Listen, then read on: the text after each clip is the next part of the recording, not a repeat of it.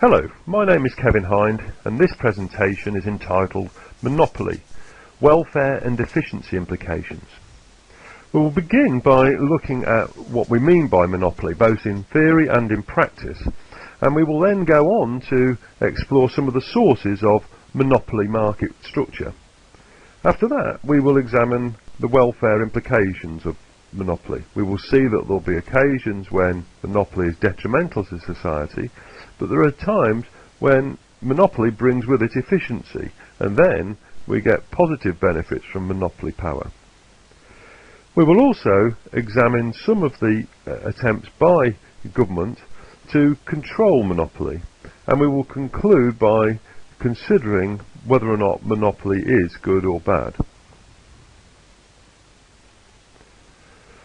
So what exactly is a monopoly? Well, in theory, a monopoly is a single supplier or single seller. It is the only firm in the industry. There are, of course, many buyers of this firm's unique product. That means that there are no close substitutes for this firm's product that it sells. In addition, there are very high barriers to entry. In fact, they're so high that potential competition is impossible while this monopoly exists. What that does is provide a situation, an incentive for the monopolist to act as a price maker or as a quantity setter, with possible deleterious consequences for society. So what about monopoly in practice? Well, apart from government-granted monopolies, there are few single sellers. So competition authorities define a monopoly as a dominant firm that has a large market share in the relevant market. We'll discuss that in a moment. In an EU competition case in 2000, British Airways was considered to have a dominant position in the air travel agency services market with a market share of 39.7%.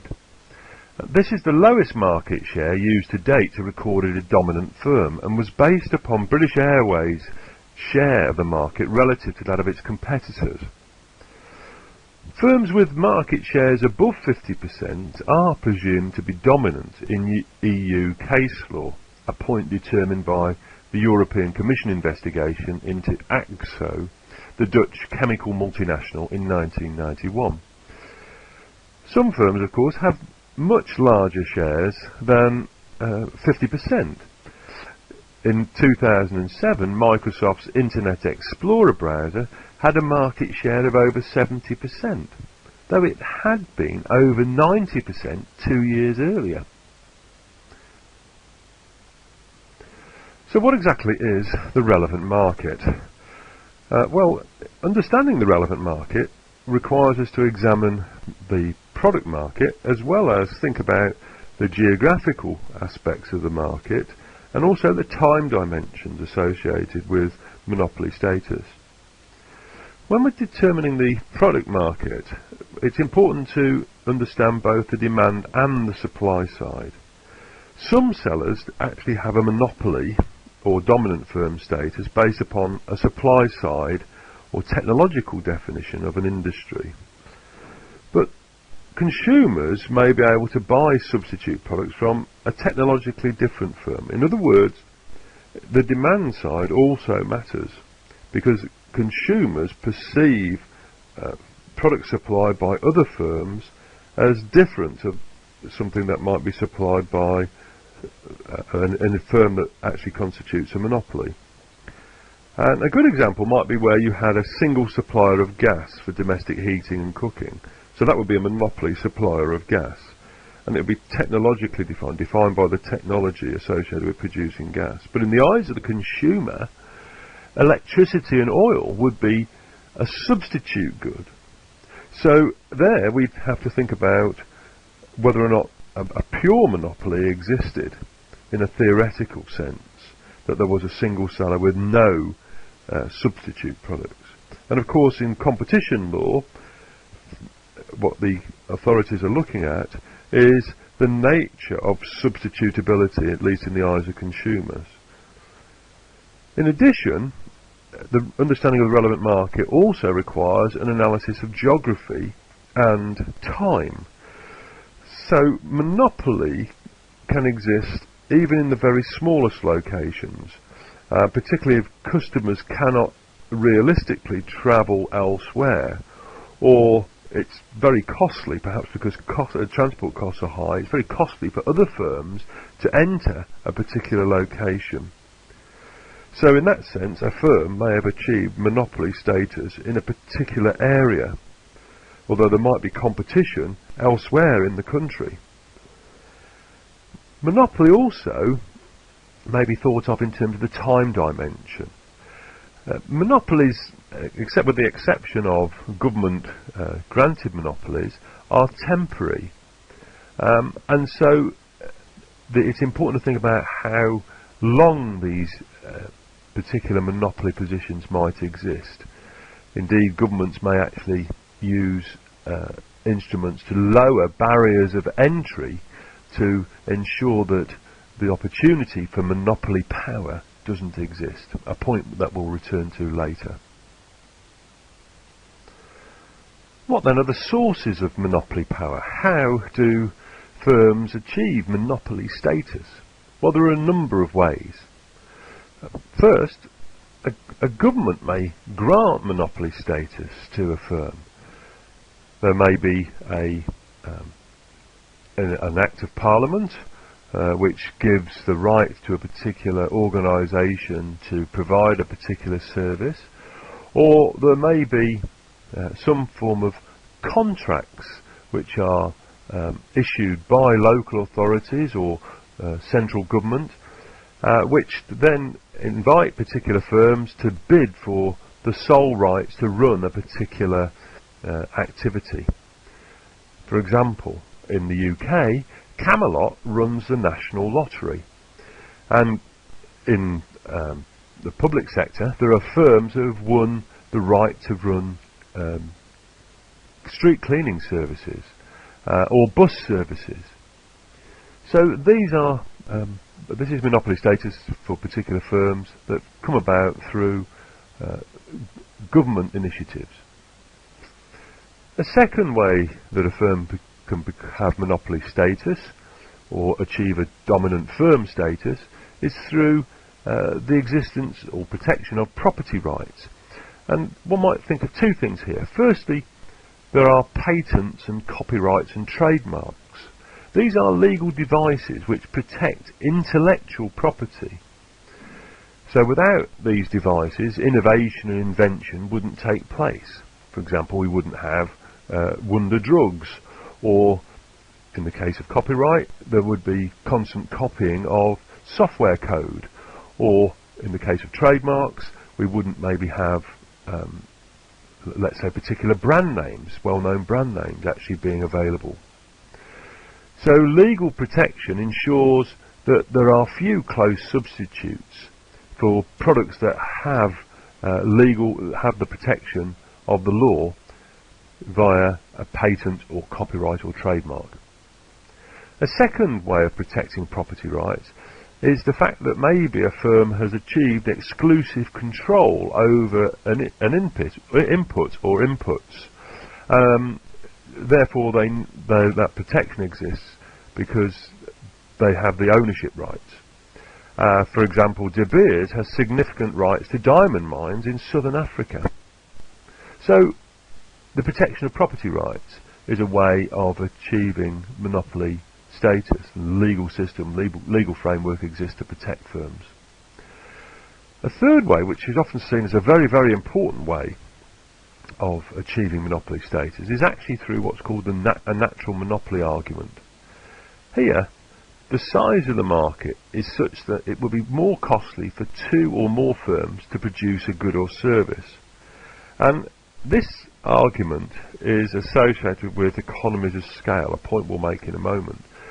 But in the UK, we've seen the natural monopoly argument prevail in the privatisation of public utilities, because what we've had is a vertical separation of networks. There are, for example, huge costs involved in things like the railway network, that is the lines, the stations, the earthworks, the tunnels, and those are something very separate from the right to run train services on particular routes and at particular times. So what we've seen is a vertical separation of network ownership from use of the network. And on the aspect of the ownership of the network, we get a particular high level of sunk costs. And often what we get there is the opportunity to achieve economies of scale over a large network. So in this particular instance, what you would find is that the network, it would be pointless having two or more networks. So you wouldn't want to run, for example, two railway networks, two railway lines along the east coast of the UK, because that would just be very expensive. It's always better to have just one railway line.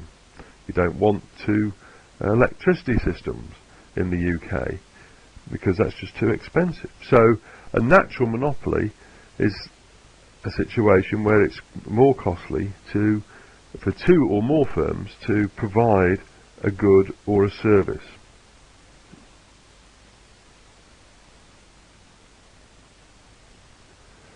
We can examine a natural monopoly in diagrammatic terms, and here in this diagram we see what is called an average cost of a particular firm. The red curve line, downward sloping curve line, that is essentially a long run average cost curve. LAC stands for long run average cost. So on the vertical axis we have the unit cost or average cost, and on the horizontal axis we have the quantity per period of time.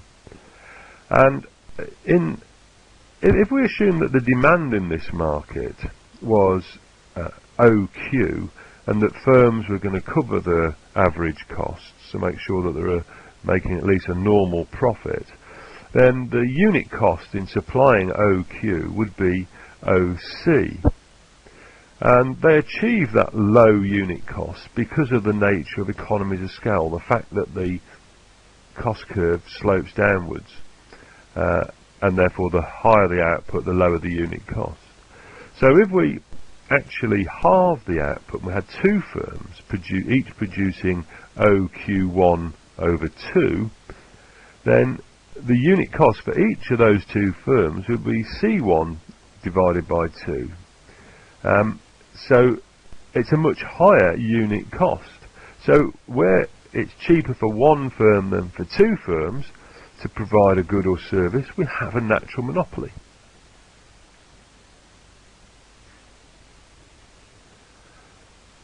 A fourth source of monopoly market structure is where we have network economies. When we just saw a natural monopoly, that arose because of conditions on the supply side. But firms may obtain monopoly status because of demand side influences associated with the development of a network. Of course, customers or consumers obtain greater savings by being on large networks. There's no point being on a network when there's only one consumer. You need two people to make a telephone call, for example. One person is not enough. So by creating networks, firms may obtain monopoly positions, and of course the development of the internet has led to several products that might be described as having the characteristics of a network monopoly. Companies such as Microsoft have therefore obtained a dominant firm position in products such as Internet Explorer, a point we made earlier, or Office software and the Windows operating system. But there are equally other internet giants that are using the opportunities from network economies to obtain dominant firm status. So we're seeing companies such as Google emerging, and I'm sure there'll be many others that sort of emerge in different types of market. One of the difficulties with network economies is that firms that prohibit the development of realistic competitive alternative products or don't engage in substantial technological developments might actually be accused of anti-competitive behaviour. And that's one of the accusations that's actually been aimed at Microsoft in not only globally but within Europe, and it's been subject to a number of competition investigations. A fifth reason might be strategic behaviour. In other words, monopoly power might come back because of the strategic opportunism that firms try to pursue.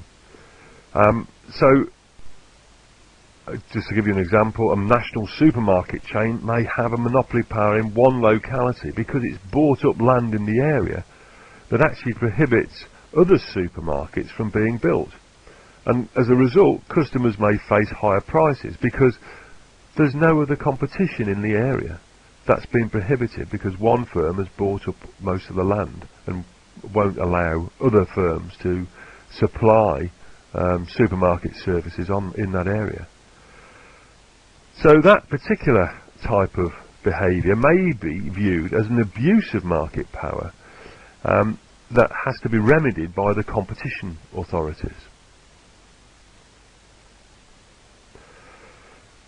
So how can we analyse the welfare implications associated with monopoly?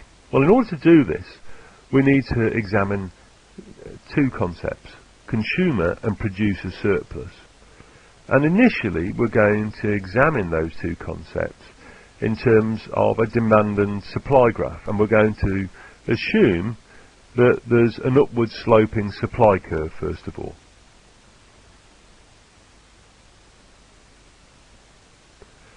Here then is our demand and supply graph. On the vertical axis we have price, and on the horizontal axis we have quantity demanded and supplied per period of time. We have a downward sloping demand curve, and we have an upward sloping supply curve. The demand curve is reflecting consumers' willingness to pay for a particular product, and the supply curve is explaining the additional cost of supplying one more unit. That is the marginal cost of all those firms in the industry. And what we're doing here is, if we're looking at the market, is we're aggregating all the individual demand curves of individual consumers with all those individual supply curves. So we've got a market here for a particular product. Our equilibrium in the market is price of OP and the quantity OQ. We're at point A where demand equates with supply. Now the benefit of the market, of course, is that both consumers and producers benefit, and that's certainly the case where we have an upward sloping supply curve and a downward sloping demand curve. And in the point about consumer surplus is that there are consumers willing to pay above OP, but they only have to pay a price of OP. So there are people along the demand curve to the northwest of point A on the demand curve who are willing to pay much higher prices, but they get a price of OP. So they have benefited, and we can summarise the benefits to those individuals who have bought up to OQ units as by the blue area called consumer surplus. And consumer surplus is a point where consumers are willing to pay more than they have to because of the operation of the market. It indicates the difference between the total value of willingness to pay less their actual payments. Producers likewise have achieved benefits in the marketplace. Some suppliers are willing to supply at a lower price than OP. So if you went down the supply curve from point A in a southwesterly direction towards the vertical axis, there are clearly some suppliers who are willing to supply this product at a much lower price than they actually get because of the market. So in achieving a price of OP, those who are supplying up to OQ are getting what is called producer surplus, the difference between what the producer receives and the marginal costs of supplying that unit. And that's given by the bright orange area in this particular slide. So the market offers benefits to both consumers and producers.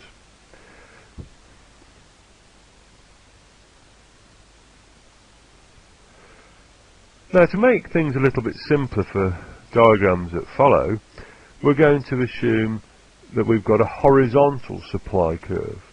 That will then take away our producer surplus. This is an assumption which is only for diagrammatic simplicity for later diagrams.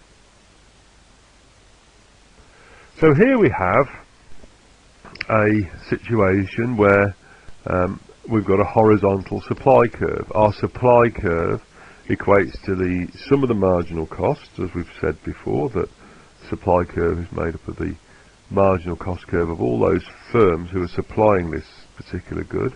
It actually happens to be a horizontal marginal cost curve, and what we therefore have is equilibrium at point A, where the price is OP and the quantity demanded and supplied is OQ.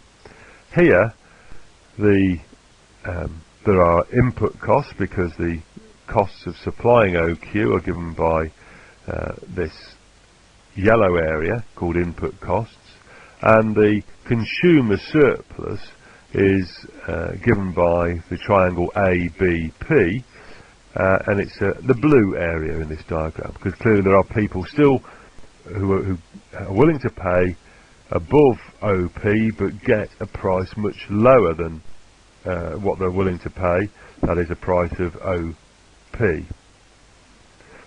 So their gain is given by the blue triangle ABP.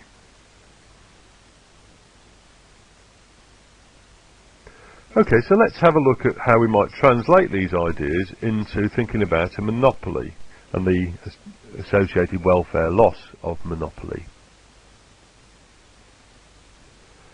Here in front of you we have a diagram which explains the welfare loss from monopoly. Let's have a look at it, because it's very similar to the previous diagram that we've just seen. We have a downward sloping demand curve, D, and a horizontal marginal cost curve, which we term the supply curve under perfect competition. We've assumed here that the marginal cost is equal to the average cost, AC. This is just for diagrammatic simplicity. It assumes that we have zero fixed costs, but we'll not worry too much about that for the moment. So again, just to repeat, when we had competition, demand equal to supply, we were at a price of OPPC and a quantity of OQPC. So PC stands for, the subscript PC stands for perfect competition. So when we had competition, demand equated with supply, we had consumer surplus equal to areas 1, 2 and 3. Our input costs are equal to 4 and 5. In other words, to supply OQPC, it's going to have a unit cost of AC. It's a constant unit cost. Now what happens then if our business, our industry actually moves from perfect competition to become a monopoly? Well, under monopoly we have the opportunity for market power. When we were under competition, market power doesn't exist. Firms earn normal profits, that is, profit which would keep entrepreneurs in that particular activity, and that's reflected in our cost curves, MC equal to AC. But when we have monopoly status, we become a single seller, at least in pure theory, we have the opportunity to put up our prices because we've got this market power. So, for a monopolist, they're looking to maximise their profit, and they would do this where marginal revenue equals marginal cost. So we've drawn a marginal revenue line on, we've already got our marginal cost line, and the point where marginal revenue equals marginal cost is the point where total revenue minus total cost is at its greatest point. greatest distance. So where total revenue minus total cost is its greatest, firms are maximising their profits. We can translate that as where the marginal revenue equates with marginal cost. And at that point where marginal revenue equals marginal cost, the output is OQM, that's the monopoly output. And at that output, then we can see from our demand curve that people will be willing to pay a price of OPM. So prices go up under monopoly from OPPC to OPM, and the quantities fall from OQPC to OQM. Now, there's also an impact on consumer surplus. Let's have a look at what that means.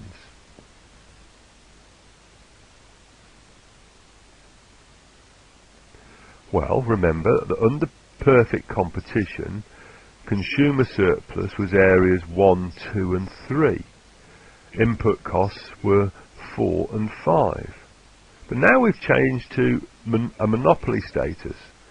And what we still get some consumer surplus because there are still some people willing to pay above the monopoly price PM. That's what a demand curve reflects. Some people are willing to pay above PM. They get a price of PM, so they've benefited, so that's represented by area 1. But what about area 2 and area 3?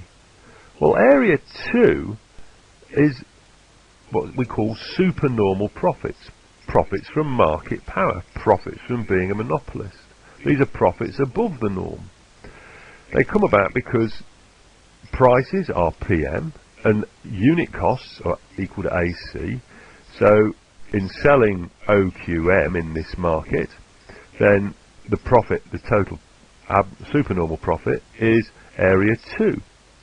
So what we've seen is what was consumer surplus under competition is now area 2, belongs to the producer as supernormal profit. There's a transfer of income from consumers to producers via the existence of monopoly. And what about area 3? Well, area 3 has gone forever. As it was consumer surplus, you recall, under perfect competition, but now it's no longer there. Prices are higher, prices are PM, quantities are QM. But that area 3 would have existed if we'd had perfect competition. It's actually now gone. This area is known as Harberger's Triangle, after Arnold Harberger. He, in fact, saw that particular area of welfare loss as much smaller than we've shown here. But the name has stuck. It's known as Harberger's Triangle. So area 3 is Harberger's Triangle. It's a dead weight welfare loss. It's a loss because prices have gone up to PM and quantities have fallen. Consumers have lost out because of the existence of monopoly. What about area 5? Well, we make an assumption that as we've reduced our output from QPC to QM, our input costs have reduced. So what happens here is that we're assuming that our inputs can be used elsewhere in the economy. So we're assuming our inputs are mobile and can get jobs or be redeployed elsewhere. Area 3 then is known as Harberger's Triangle. Area 2 is quite an interesting area as well. People like Richard Posner have argued that Area 2 may be a cost of monopoly if the supernormal profits are used to maintain monopoly status. For example, maybe the monopolist wants to lobby politicians to ensure that they're protected. Indeed, it might even involve some form of bribery or some other corruption. So, one way is to see Area 2 as a cost of monopoly as well. Of course, others would say that Area 2 is very important because if one earns profit, then this profit can be used for benefits, a point we'll make in a moment.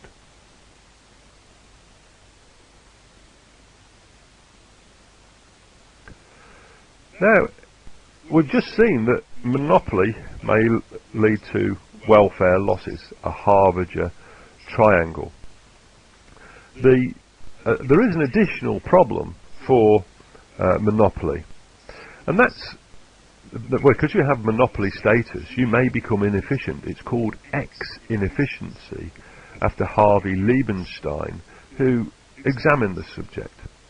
What he was saying was that because you've got monopoly status, then a monopolist may not try and keep costs low.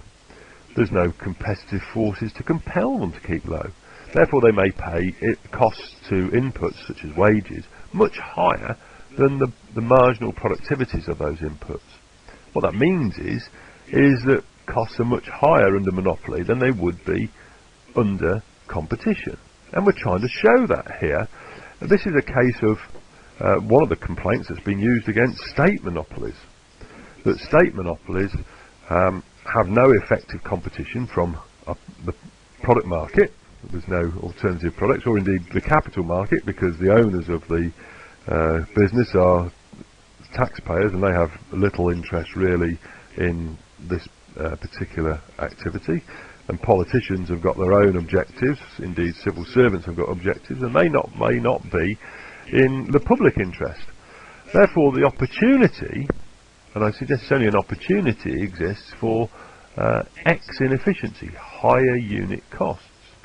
So what would happen here is that we'd get the average costs of a perfectly competitive firm, PC, being much lower than a state monopoly. So here we've got unit costs much higher, AC equals MC bracket state monopoly, much higher than AC equals MC under perfect competition. That means we get a lower level of output being produced. Instead of being QPC being produced, we've now got Q state being produced. So what we get is a welfare loss, which is due to a much higher unit cost under state monopoly, and therefore we get an area like X, which is indicative of the fact that we're going to produce OQ state at a price of P state. We're still engaging in some form of efficient pricing. Price is equal to marginal cost, but this is in a much higher cost level. Therefore, we've got productive inefficiency, or X inefficiency, given by area X. We're also producing a lot less under state ownership than we would under a competitive situation. So we've got an additional welfare loss given by the triangle Y. So state monopoly is seen to be bad if we've got X inefficiency.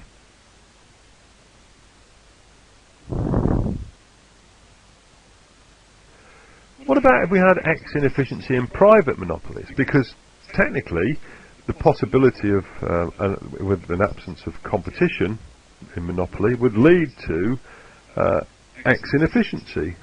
There's no reason why private monopolies shouldn't have higher unit costs than a perfectly competitive firm. Well, what would happen here is again that our average costs will be much higher than under a perfectly competitive situation. So AC equals MC bracket monopoly, and much higher than under perfect competition. AC is equal to MC bracket PC, perfect competition. We would get some much greater losses. First of all, we get what's called that Harbinger triangle loss. Sometimes it's also known as an allocative efficiency loss, area A. The reason for that is that under competition, perfect competition, prices are OPC and quantity is OQPC. But under monopoly, where firms are maximising their profits, and remember this time our unit costs are much higher if we've got X inefficiency, our unit costs are OC. What would happen here is we'd maximise profits where the marginal revenue equals marginal cost, and here our average cost equals marginal cost. It's a straight line. So at this point where marginal revenue equals marginal cost, the output would be OQM, and at that output the willingness to pay as shown by the demand curve is PM. So people are willing to pay PM for this product and QM will be supplied. Of course then what you get is you still get your abnormal profit of PM minus C per unit, but you get a big welfare loss. Area A is a big welfare loss. We've got much lower quantities. QM is much lower than QPC and prices are much higher, so there's a big welfare loss. However, there's an additional problem which we need to take account of. What we have is an area of productive inefficiency, again X-inefficiency. In producing OQM, this high-cost monopolist is has a unit cost of OC, whereas under competition the unit cost was OPPC.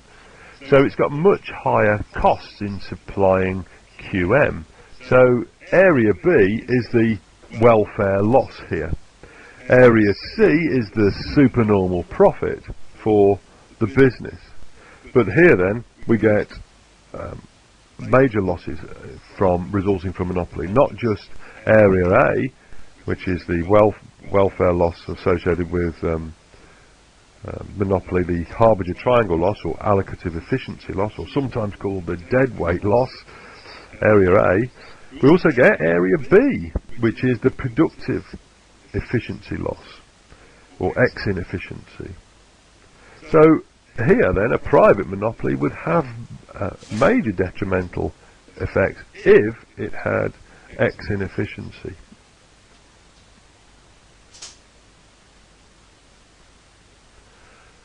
Of course, not all monopoly is bad. We made a note of that a while back. We suggested that when firms have supernormal profit, they may use that profit to invest in innovation or invention. They may develop some form of technology. They may try and reap economies of scale. Therefore, they may have lower unit costs than would be available under perfect competition. And that's shown in this particular diagram. Here, the costs of perfect competition are much higher than they would be under monopoly, because the monopoly has invested heavily in invested its profits heavily in developing technology. And of course it doesn't have to be a monopoly, it could be a dominant firm that we're talking about here. So that a firm would invest heavily its past profits into new products and services, and therefore achieve lower costs in doing so. So here we get unit costs under perfect competition much higher.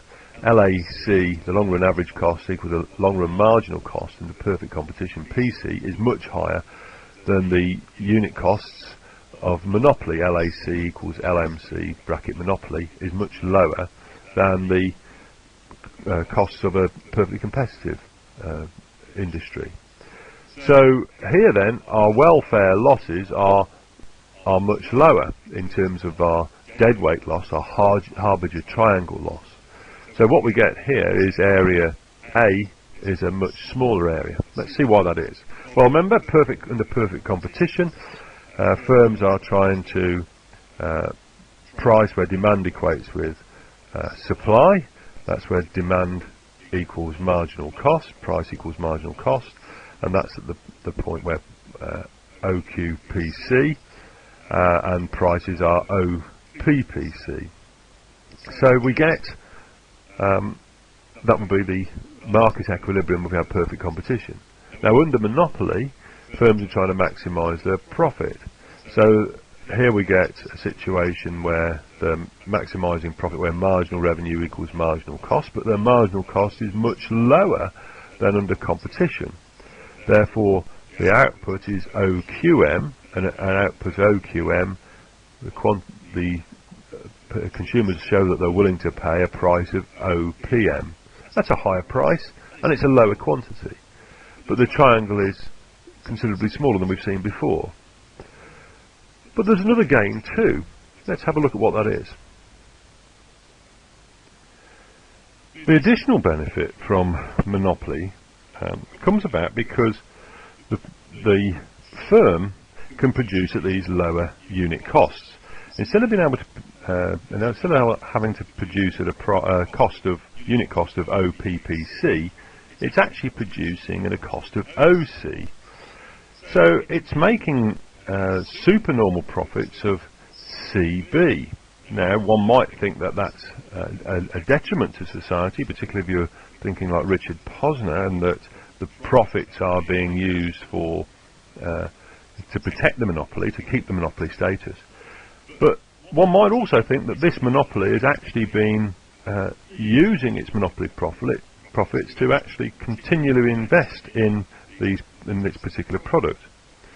So area B might be construed as productive efficiency gain. In producing OQM, it produces it at a much lower cost, as we've already said, than it would under perfect competition. And this particular argument, as I've suggested, has been used to explain technological developments, but it's also been used for mergers. Where two firms join together, clearly that means that the market now has one firm with more market share, more dominance. And it could well be the case that a firm with more market share could put up its prices to a much greater degree than it would if there were two firms competing against each other. Now, competition law has actually been examining that issue. There are cases when you would see like this, where the gains from two firms joined together and achieving economies of scale, that is lower unit costs, would be much greater. So the size of the productive efficiency gain is actually very important when thinking about mergers.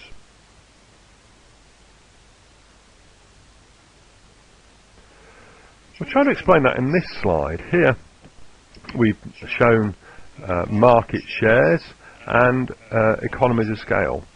So where there are, let's say, substantial economies of scale and the market shares of the firms who are merging are very low, then we shouldn't be too worried about that. Competition authorities shouldn't be too worried about that. That's clearly a beneficial situation. It's a highly competitive industry. Low market shares seem to indicate that, and there are clear benefits from getting lower unit costs. So area A, those firms who have low market shares and substantial opportunities for economies of scale, there's no real problem with there. Where economies of scale are few and the market shares are low, again, we shouldn't be too worried about instances like that, because here what you may have are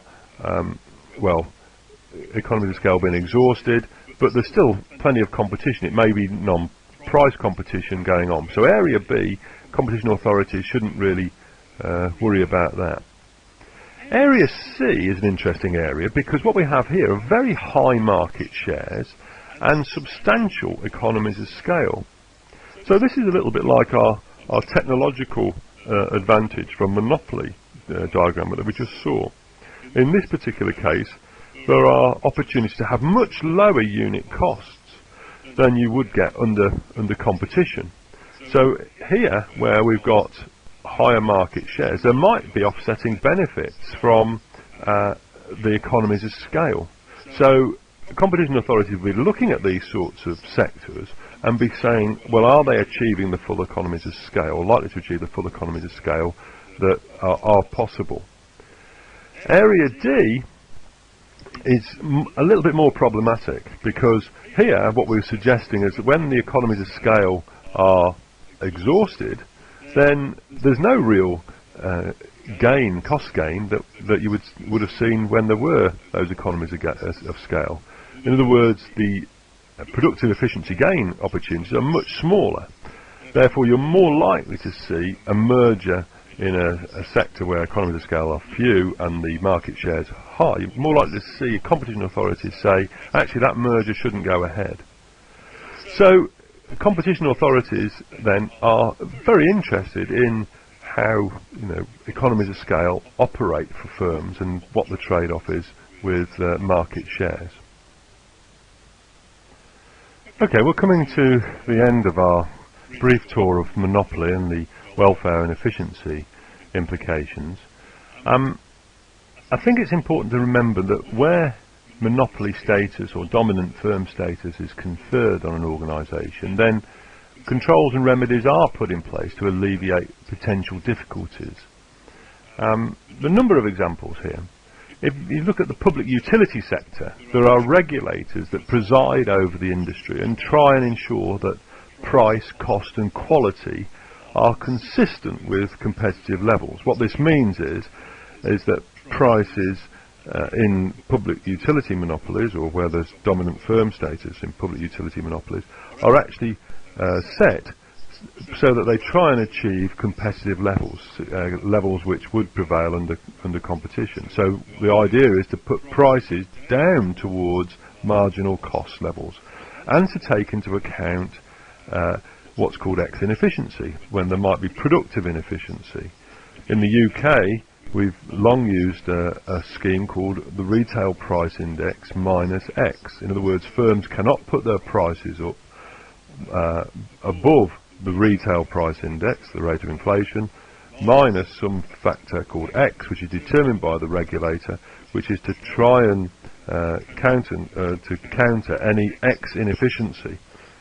So, for example, if the retail price index is, let's say, 7%, and that means inflation is 7%, and the X factor is determined by the regulator is, say, 4%, then the public utility can only put its prices up by 7 minus 4, 3%, which is lower than the rate of inflation. So this sort of price control system is put into place to try and ensure that public utilities look towards reducing their prices towards competitive levels. We're trying to erode their monopoly status. Other things, of course, are also offered for public utilities. If you try and regulate firms in terms of their costs, then they might try and engage in lower levels of quality of service. So regulators also try and regulate the level of service in the industry. They've also introduced more competition. So in the public utility sector, we've seen more competition being developed, particularly in things like telecommunications. Another way of reducing monopoly status is via contracts, because contracts usually only last for a particular period of time. So contracts that are set by local and central governments have a period of time to run, and also within that period of time they're subject to particular economic and social requirements. So the organisation that's got the monopoly status through the contract has to meet these requirements, or they face penalties. And of course, if they behave in a particular way, say keep their prices higher than they should be, then when the contract comes to an end, other companies who want to enter the market may actually try and compete against them when the contract comes up for renewal. So there may be strong competition when contracts come up for renewal in that sense. So that's another way where monopoly status is controlled. In addition, one also remember that firms who've achieved monopoly status via patents or other sorts of protections of property rights will face competition when the patent expires. And if they try to restrict that competition, then they will be subject to penalties under competition law. So you'll find that patents will exist for a certain period of time. It's quite a lengthy period of time, but there's different forms of incentive for firms to try and make sure that they behave once the the patent has expired. And there has been cases in European competition law where pharmaceutical companies have tried to maintain patents on particular drugs once the patent has expired, and this has stopped the development of generic drugs which are much cheaper to produce. And the competition authorities have actually come down very heavily on on the pharmaceutical companies that have done this. Also, of course, where monopoly status is achieved temporarily, maybe through strategic behaviour, then competition authorities will come down very heavily on an organisation. So they look very carefully at mergers to make sure they don't achieve any local monopolies, not just at a national level but at a local level. And they also look at whether or not a particular firm acts in a particular way to achieve monopoly status and exclude competition. So there is in place a framework of law to try and stop dominant firms from using that that monopoly power to the detriment of consumers.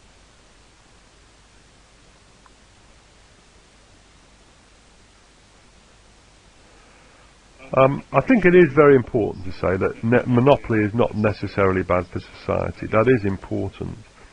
We've seen situations where it can be detrimental to society. But it is important to remember that most firms have become dominant because they've been successful in the past. They have been efficient, entrepreneurial and technologically dynamic. And so we should reward that. So, in other words, big firms are not necessarily bad firms. Big firms are very often good firms. They offer consumers what they want at a price they want and at a cost that's at the lowest possible cost because they've been invested heavily in technology. And I think that point is recognised in competition law, where it's not dominance per se that's the issue, though of course the signal of having a large market share may signal dominance, and that may be something to examine a particular market.